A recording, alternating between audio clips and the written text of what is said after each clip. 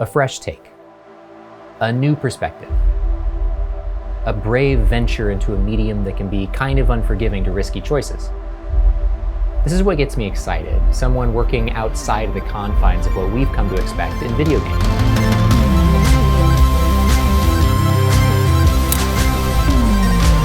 This is my showcase for games and developers that I believe push the medium forward, do things differently, and show us what games are truly capable of being.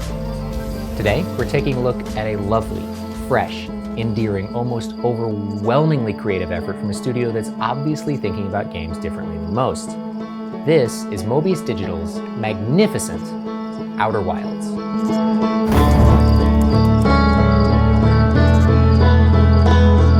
I was lucky enough to sit down with the developers at Mobius's offices in downtown Los Angeles. This tiny team of close-knit developers have been working for nearly 7 years on Outer Wilds, which started life as a student project and went on to win a whole bunch of awards.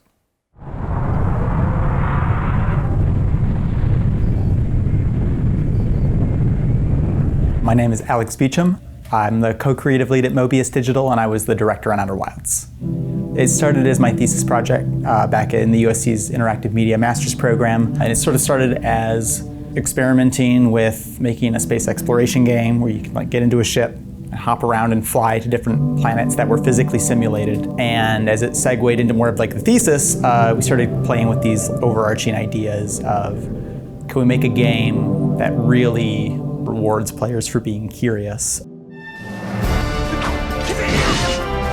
This is 7 years ago, so the era of, I think Skyward Sword was the latest Zelda game, and it was sort of trying to push back against these games that were just telling you exactly what to do, had no faith in the player.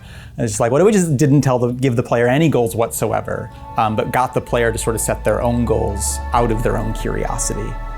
I love exploration in games. A lot of everyone here, that's a thing we really enjoy. And it just sucks when there's no faster way to kill the sense of curiosity than just sticking a big old waypoint on something or telling you what you're supposed to be doing. I'd much rather figure it out for myself. Outer Wilds really leans into this sort of purist style of exploration. The player travels around a solar system, solving environmental puzzles and never once encountering an enemy or a waypoint. That is, until the sun goes supernova and destroys everything in its path.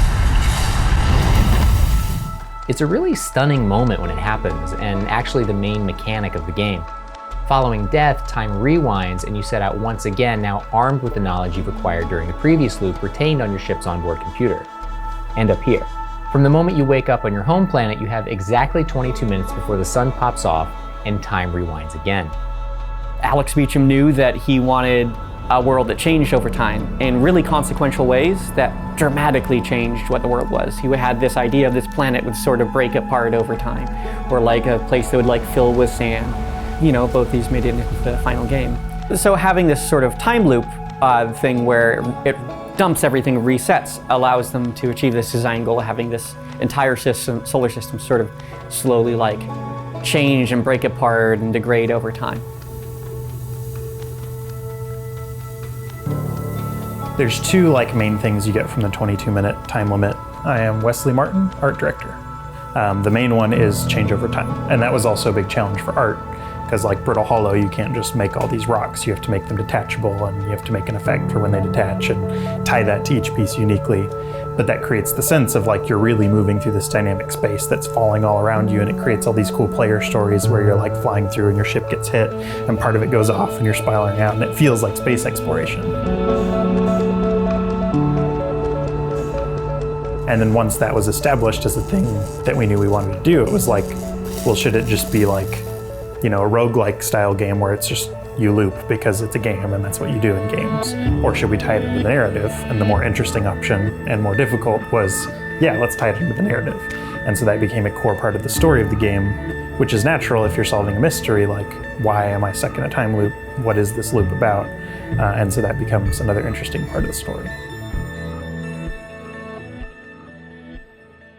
What at first feels like a crippling limitation of your spacefaring adventure soon becomes an almost Phil Connor-esque superpower.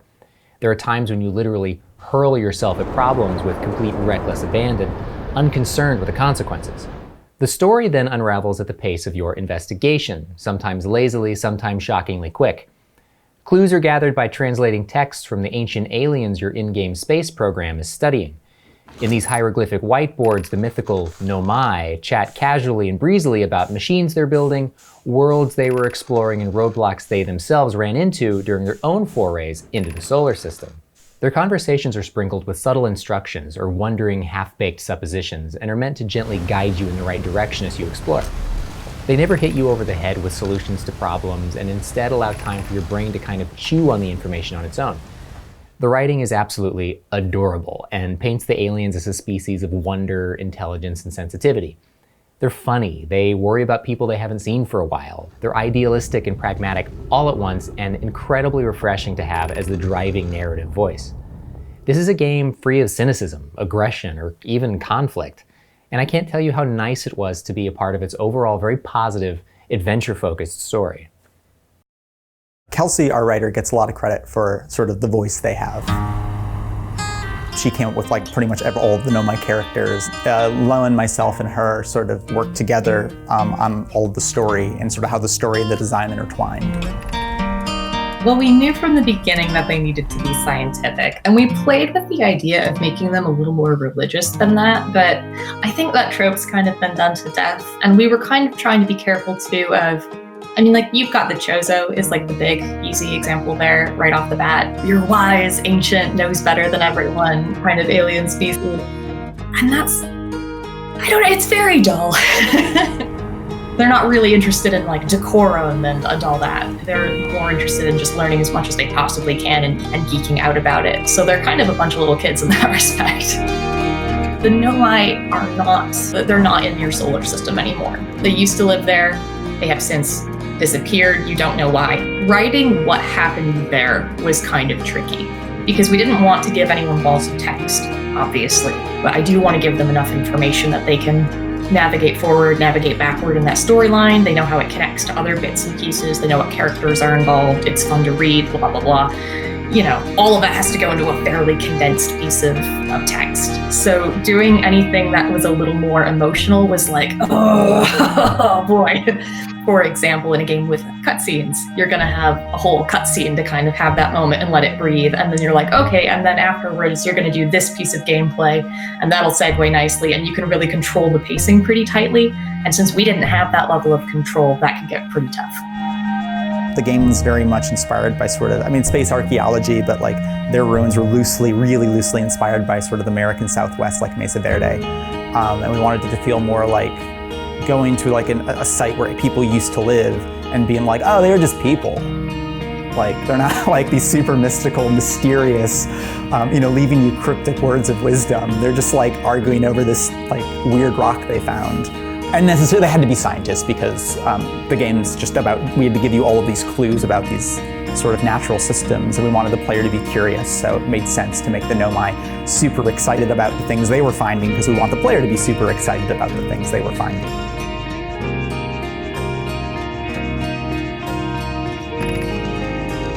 You know, they just have a lot of energy and a lot of curiosity and pep where they're like, yeah, like, you know, here's an inconvenience, let's build a whole thing around it. And maybe they're a little also distractible, so, which is something that I wanted to reflect in their writing. So that's kind of part of why it's not just a straight line of text. It kind of branches off in interesting ways because they have these ideas and they're like, oh, we should talk about this other thing. Sort of had the idea they were going to be these kind of playful science philosophers, just like cracking dad jokes and arguing about the nature of the universe. I think it worked. Through excellent writing and environmental clues, the various stories of these characters feel both vibrant and tragically distant, lost to time but also eerily present. The player can encounter these bits of story in any order, and each conversation touches upon one smaller piece of an individual arc. The team at Mobius had to create an entire history of a group of fictional people, then seed that world with bits of information from their various stories in a natural, believable way. We actually had, early on in the project, like within the first few months, we had like an internal wiki that's like, here's the history of the Nomai.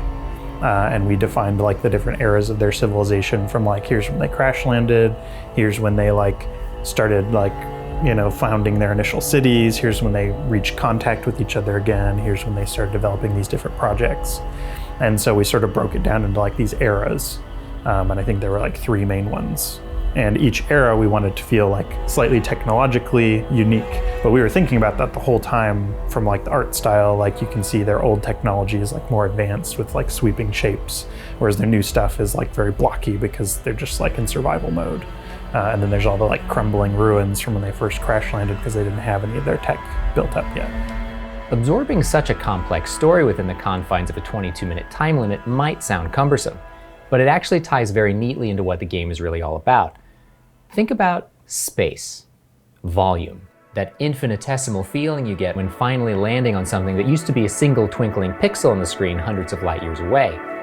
Hell, players spend 22 minutes watching space go by in Elite Dangerous. How can that length of time feel like much of anything in a game all about space? But turns out, this restriction is exactly what makes Mobius Digital's creation tick, so to speak, and what rests at the core of their design principles. Restriction begets creativity. They're saying this in every facet of Outer Wilds.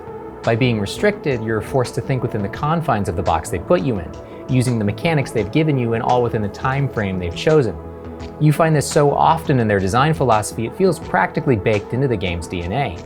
So much of the decisions about how things were going to be made on a game design level as well as a technical level were just like, well, we're trying to tell this story, and if the player needs to find this and it needs to point them this way and they need to understand this, then the design has to be this. Because it's such a design-directed game and development process, almost like 100% of like the technology is just like designers being like, we need you to be able to view another planet from any other arbitrary planet, and it needs to like load pretty instantly because there can't be like a hitch or like a long transition period because players aren't going to understand what just happened, you know, and it's just like, all right, you know, we'll see what we can do. And so far we haven't hit a point where we've had to say, no, we can't do this. Lots of places where we say, no, we shouldn't, but not no, we can't. Much like the player, the team themselves were limited by resources and time. The environments they wanted were all enormously varied, so the art style leaned more toward a minimalist, stylized look to compensate. The planets were all densely, lovingly handcrafted and painstakingly simulated, so their scales are all relatively small. Puzzle design is intricate, inventive, and varied, but the clues are all delivered entirely via text or static environmental elements. NPCs have almost zero interaction. None of them ever even walk around on screen. But their writing is so funny and vibrant and full of charm, you couldn't possibly care less. In the face of limited resources, Mobius chose creative solutions and intelligent approaches. Because it's such a weird thing from a design point of view, we have all the constraints with guiding players around. Because it's, you know, this physics simulation, it makes it very technically heavy on performance. So we had a lot of constraints with like how expensive could we make our art assets, how much detail could we put in them. And then from like a narrative point of view, like one of the big goals of the game is to make sure everything in the game is consistent with everything else. So we don't have like a prop that says the Nomai did things one way and then writing that says something else. Like all of that has to work together or else you can't solve a mystery because then there's conflicting information. It's almost sort of like solving a puzzle where you're like, okay, we have this thing we need to slot in here and this thing we need to get here. And already those things are difficult to get to work together, and then we have to put that on and that on. And so working within all those constraints was a huge challenge for all of us. But the art team in particular was kind of like, let's do the best we can to make an art style that not only doesn't fight these things, but actually helps them in ways like the lighting guiding you along, and, you know, the simplified graphic art style of the rocks not only helps to guide the player, but it's also better for performance. When we figured that out, it's like, oh, we can finally like slot all these things together in a cohesive way. Everything in Outer Wilds benefits from this cohesiveness. The world feels physical, chunky, lived in, really thought through. There's this persistent coziness that just feels nice. The solar system is a complete whole, planned carefully from ancient history all the way to modern flourishes like the ramshackle interior of the player's ship. The writing, art style, the music, everything gels into this really immersive, engaging, endearing little solar system that you can't help but want to save. It's also just a technical marvel. Hi, I'm Jeffrey Yu, and I am the lead engineer for Mobius Games. A lot of the stuff I work on is in the back-end stuff, things that people aren't supposed to really notice. I have a lot of little victories in my particular position, where it's just like, everything works, it looks nice, it feels nice, and coming from where it didn't work, or just felt really clunky, and then it's just like, yes, it's great, it's done. But most people won't notice these things. Only I will notice these things, and everyone else here that's been testing. A lot of it is just discussion. We only have so much time to do this, so like, do we start cutting stuff? Do we start, fudging things? And we did a lot of fudging. There wasn't a lot of cutting, unfortunately, at least for us anyway, as far as the engineers are concerned. It's great for everyone playing. Most of the content that the designers came up with is still there in some shape or form. Once we have like solutions to problems, even if they're not full solutions, we just like go through the list. We just figure it out from there, honestly. There's a lot of physics and forces systems, like tracking everything that enters and then prioritizing which forces are where. That's where it starts to get really hairy. Early on, like you go to the observatory, in the starting village, and there's a little museum on the bottom floor, and you have this little moon pool with these balls that sort of roll around on their own. And there's like no faking anything there. They're literally just like hooked into the moon's gravitational pull. And, it doesn't seem like it's doing that much, but these are objects that are stable, moving at hundreds of meters a second, rotating around the sun, rotating on the planet, being affected by a spinning gravitational field. The fact that that works at all in real time, like it does, is a miracle. This is not how you're supposed to make video games. Nothing is really built for this. It's all sort of, just like, well, it hasn't officially crashed yet. Let's see how much further we can sort of push this. Each planet in Outer Wilds harbors some sort of secret, all of which are pieces of the greater mystery of the solar system. It's hard to categorize what you do in the game as puzzle solving exactly, but the satisfaction of discovering, parsing, and utilizing all the information you find definitely feels somewhere in the ballpark. This video is spoiler free, so I don't want to hint at solutions, but I just have to rave about one world-hopping adventure that led me to the core of Giant's Deep, a stormy, riotous water planet with a mystery hidden at its core. Hints hidden across multiple planets combined with my own personal deductions and that final satisfying click as it all came together culminated in one of the most enjoyable gaming moments I've had in years.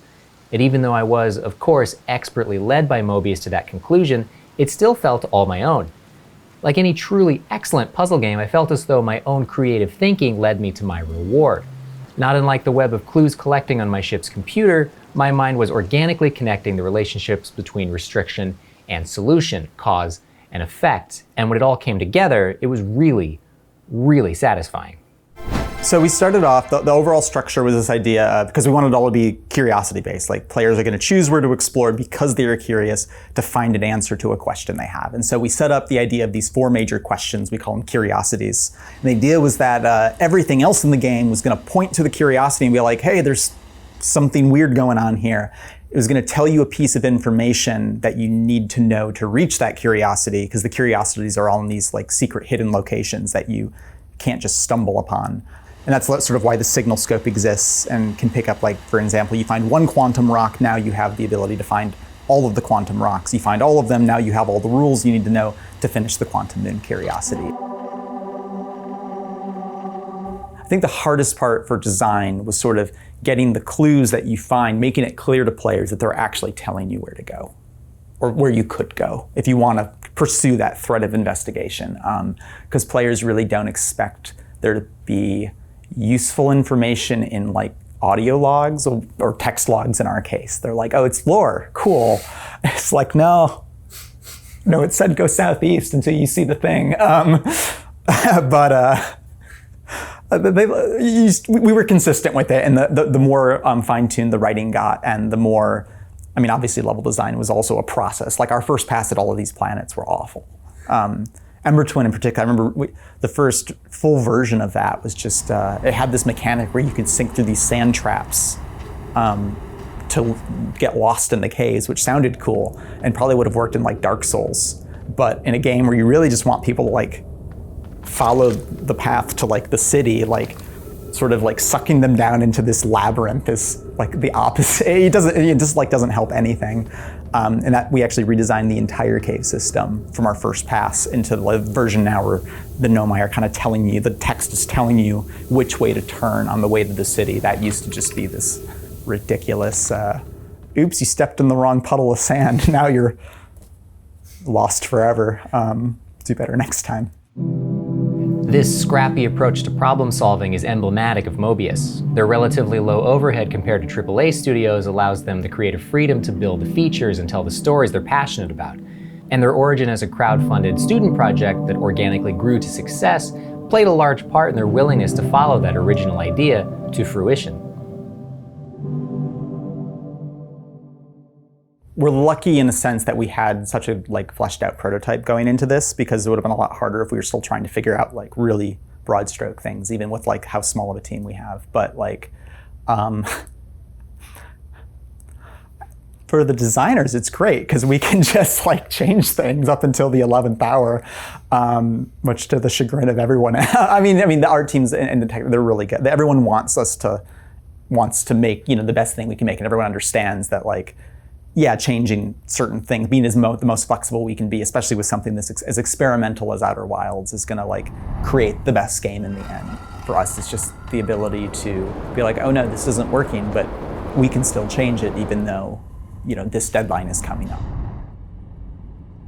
There's no sense of being tied to preconceptions or, what's been done. Can we think of a way to like fix this problem we're having or communicate this story beat? We'll just, we just get to kind of do it. You have a lot more bandwidth. You can play with structure and sort of like we were like, yeah, how do we like get players to set their own objectives? That's such a vague, like high level. It's hard to imagine how you get away trying to solve that problem, on the level of like a AAA like open world game. It's like, I'm staggered with how close Breath of the Wild came to sort of some of the stuff we're doing. Like I played through that game, it's just like, oh my God, like characters are telling me where to go to find things if I'm curious to do it, and they're not like putting a waypoint on the map. The waypoint actually goes back to the person who gave you the directions. Like, it's a genius way to solve that.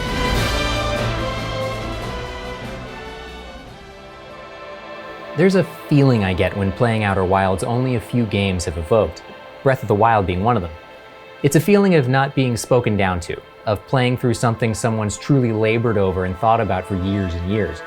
The eerie, untold history in the world building of Shadow of the Colossus comes to mind, or the respect of the player's intelligence shown in Return of the Obra Dinn, or The Witness. Outer Wilds stands shoulder to shoulder with those games. It's just great, wholly original, lovingly handcrafted, and one of the most fun and surprising gaming experiences I've had in years. So venture on, Mobius. Venture on.